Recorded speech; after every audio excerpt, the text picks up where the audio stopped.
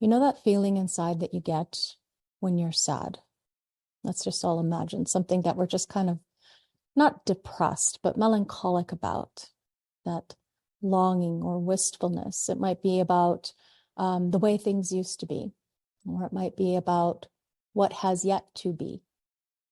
Anytime we are in contact with that sadness, longing, melancholy, if we could rest in the space between the notes, sink into the sweet sadness, and allow for the moment to express, rather than yearning about the past or trying to move into the future, how about we be here now?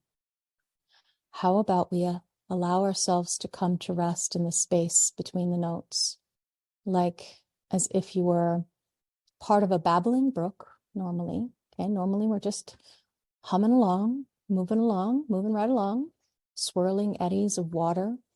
And there are their leaves. It's fall here up in the mountains. The leaves floating along the river, and we're just one of these little happy little eddies.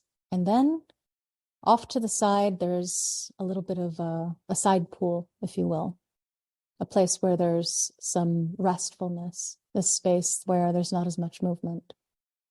And when the movement stops and everything becomes still, can you rest in that quiet space of the mind where things are silent, where things are, not just still, but they are. The I am principle, the inner knowing, and the wisdom of being able to be present with what is, rather than resisting the future or trying to hold on, clinging to the past. Can we come to rest in that space inside where it's quiet, where it's peaceful? And as we sink down into the sadness, we can experience the presence of being just as much as being up in the openness and wonderment of awe of being present to it all. For in truth, they are two sides of the same coin, you see. Can you experience that fundamental basis of reality? It's fleeting, to be sure, the pulse of off and on, there and gone, here and now, or not, or not. As the wind picks up speed and the water moves us again further down the stream, we find ourselves in flow, and then we stop, don't you know? We come to rest in those pools, those sinkings into the sweet sadness, and allowing that presence of being, that space, that calm, quiet, stopping place, where in actuality, it's like we're at the eye of a hurricane, in the middle where there's that calm, sweet stillness. Life still moves all around us, it's true. But even though we might be upset or sad, and meaning no disrespect to anybody who is in current throes of disconnect, I want you to know that if we go inside, you can find the abundance of spirit and truth. Always this question of what is the inner realm of you. So if we were to imagine again, I'm going to use another water analogy. I want you to see us on the sea. From sea to shining sea, we see this sparkling surface of the water. I grew up in Hawaii, and I want to share with you what it looked like as a dive master taking people on the ocean, that deep ocean blue. My favorite color used to be deep blue, was the name of my company. And when you were on the water with no wind and no surf, it was like the water was silk. You could imagine silky water, so smooth, not a ripple, just the barest of waves. And seeing our boat cut through the water and making its own little, disturbance. Dolphins would flock to the bow and they would ride the surface of the waves as the boat's wake would push and create little tiny, because we would go gently, not fast, when we saw those dolphins come by, Hawaiian spinner dolphins mostly.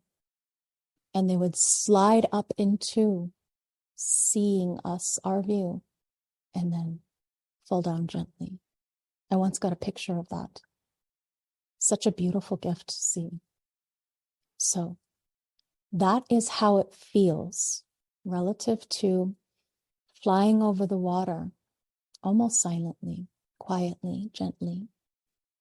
And if we were to imagine now the raging sea, your emotional frequency when you're off kilter, what does it feel like when you are in the storm, not in the eye of the hurricane, but outside where the winds are whipping 100 miles an hour and the walls of water crashing against a raging shore?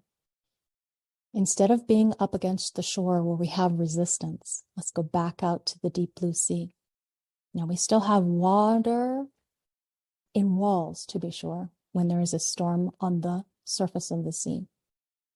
Okay, there's still these raging, imagine the most horrible, we're on a boat and we're going up and down on the waves, and the waves, they are very vicious, you know, really, really huge tsunamis. You're surfing a tsunami with me in the most dysregulated state.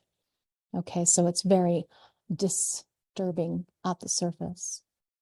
But if we remember what it was like to swim with the dolphins or sail on the seas that were calm and shimmering and silky, imagine that piece down below the rage of the storm above. And that, my friends, two sides of the same coin. Okay? Two sides of the same coin. Without the up, we cannot have the down. The melancholy inside of any individuality is about here and now or not. So as we go through each of these gate activations, what you will find is that there's a reason, mind, story, a reason that the mind gives in order to justify the sadness. Okay. So if we are to just isolate, look at gate 55. Anybody who has a 55, you should know this. I will repeat it over and over until we remember that when you have a 55 in your design, and all of us do, whether you have it concretized in your natal design or whether you're moving through part of your process of movement towards purpose, Saturn, Uranus, or Chiron, fullest experience and expression of what you came here to be. Down deep, the fundamental nature of reality is that we all have receptivity, even if you have a planetary aspect in any one of these gates. So we know then with the 55, it's fickle.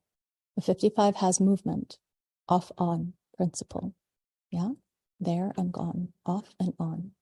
Fickle, wishy-washy, one might say. Can you just make up your mind already? Does he love me? Does he love me not? That kind of thing. Okay. So any being who's emotional, but particularly 55s, remember that it is not about the reason or story.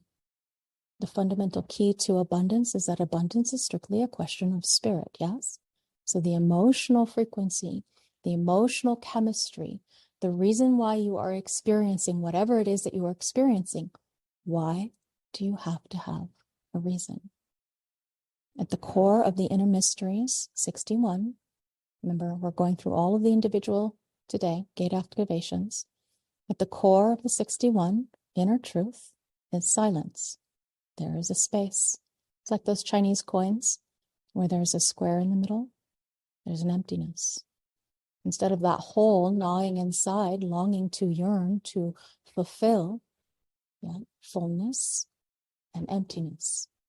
Fullness and emptiness. So if there's this frequency, chemistry inside of all of us, you and me, we are all individual, are we not? So in truth, sadness, melancholy, happiness, again, gate 20. I am happy, I am sad. Two sides, same coin.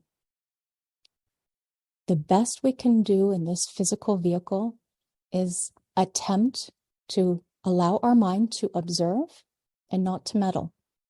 And that's what human design does for us. It allows us to have the frequency field of knowing or not, allowing us to let go of meddling. So what do you do while you experiment with strategy and authority? While you wait, you study. Hi, you investigate today, right? First lines. All of you who have first lines, you know this to be true. As in, keep the mind busy with things other than making the decisions for you. And then you get to find over time, because time passes anyway. As you realign, you don't need the reason or the story behind whatever it is you sense, intuit, think, feel, know. You don't have to have a reason. There may be reasons, okay? But good news, bad news, who knows? You know, we don't know. We can't know. We're not here to know the fullest experience and expression of a nine-centered being. Truth is lived through the life, and the life takes time, and it takes time to realign. So as a being who is here to remember, LaVeena, remembering how the secrets of the past might have led to this or that, and I can share with you from my experiential view, my personal perspective, what I find to be true. I want you to know, I know it's difficult not to attach reason nor story to the why inside. When the ego I lies inside, the more dysregulated, the more frustrated, angry, bitter, disappointed, the more skewed your perspective. Because when you are off kilter, not operating in alignment, what happens is the mind's off track. So the angrier you are, the more you believe that mind's story, the further and further away you get from the solutional state of being. Peace, satisfaction, success, sweet surprise. What is alive inside can help you get through. And like the raging sea above and the calm stillness below, and I'm talking miles, it may be miles and miles below, out there in the deep blue sea, you can find the fundamental nature of your reality. Ra would call it the projector glide, for those of us who are projectors. To the outside world, it may seem that these beings have it all together, or whatever, anybody you might project, you might expect. Everyone has their own trip. And whatever trip it is for you to take, if you're operating in alignment, you get what you get, and it's all okay. And at the end of this beautiful stage of life existence, when we are done experientially with this life, linearly, we might be able to understand this as at the end, when we've died, we can all shake hands, pat each other in the back. Relatively speaking, we won't have bodies, but you know what I mean. There are no enemies after one has passed. You're dead and gone. The body lives its one precious life. Okay, so today we're going to talk about chemistry, meaningfulness, the internal intuit of the knowing for truth. And it's not always going to be there. Coming to grips with the understanding, the recognition, the awareness, the experiential process that it's off and on is the biggest thing that can help you surrender to what is true, your individual process, because everyone has it. If anybody ever sees a chart that does not have individuality in it, please do let me know, because I would love to know what it's like for that person. It's the biggest circuit group we have, so it's going to take a bit to get through this. Okay, so I did not plan that, but allowed for the Muse to inspire me, as in going to the fabric of the fundamental nature of the internal process. Everybody has their own trip. Whether you're going to do it spoken like LaVeena does or writing, depends on what's right for you. You might do painting, you might do art, you might do singing, you might do dancing. It doesn't have to be performance art, but art for art's sake. One of the fundamental truths of how you deal with sadness or melancholy. Yes? With individuality, it comes with a specific chemistry inside of the being relative to how you're going to experience this off and on pulse. Yeah? Happy, sad, sweet, surprise, or satisfaction, however it is that you're going to experience this. Just know that the more you allow the energy to flow, the freer it might feel. However, there are places of stagnation or stuckness. It's built into the genetic frequency. This longing, this yearning to overcome, to be able to rise tall to whatever occasion that might be feeling like you've got to bend your back. The weight is so heavy, like Atlas holding Atlas. Quite interesting to see. Biologically, this bones of the body, lower spine, upper neck. So truly bending through the weight of that heavy heart, like a flower whose seeds bow it down towards the ground, like a sunflower, if you've ever grown them. I remember doing that when I was a kid, and just seeing how sad it was when the seeds were, they're very heavy on sunflowers, those giant ones. When those seeds were just drawing it down, down, down towards the ground. Sad, the flower, sad. And yet, under the weight of this heavy heart, we can get a shock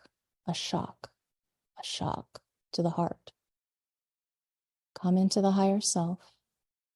Take the high road, behavior of the self, love oneself, no matter what, and come to rest in that space of contemplation, part of the new era, the new age.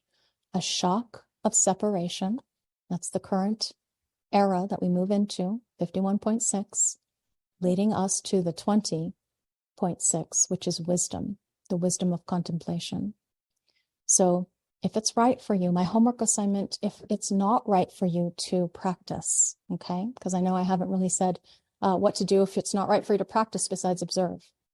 Maybe, just maybe, if you're in the mood, we see mood, stream of moodiness, chemistry, and the next time you are sad, why not try to experience the sadness? As in, don't run from it, don't fight it, don't push, don't struggle, but sink down into it, feel it deeply, if it's right for you to do.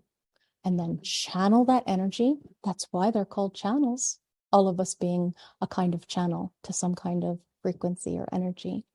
Channel whatever energy that melancholy is into some creativity, because all individuality is creative. It resonates to that. And it's not in order to make money from it or do something with it necessarily, not necessarily, but simply to allow the energy to flow. Just like when a bottle or a stopper of a bottle or a dam has dammed the waters and we cannot move forward, the energy being used to express the creative muse, that's one of the things that can help you. We say feel it to heal it, one of those trite, but truly true experiential processes that you can experiment with. I would invite you to do that.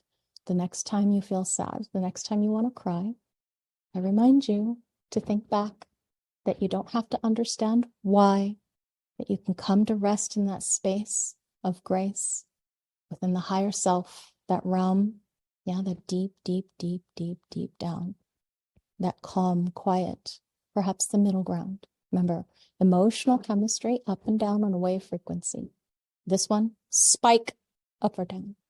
So can you come to that space and channel with grace your higher self?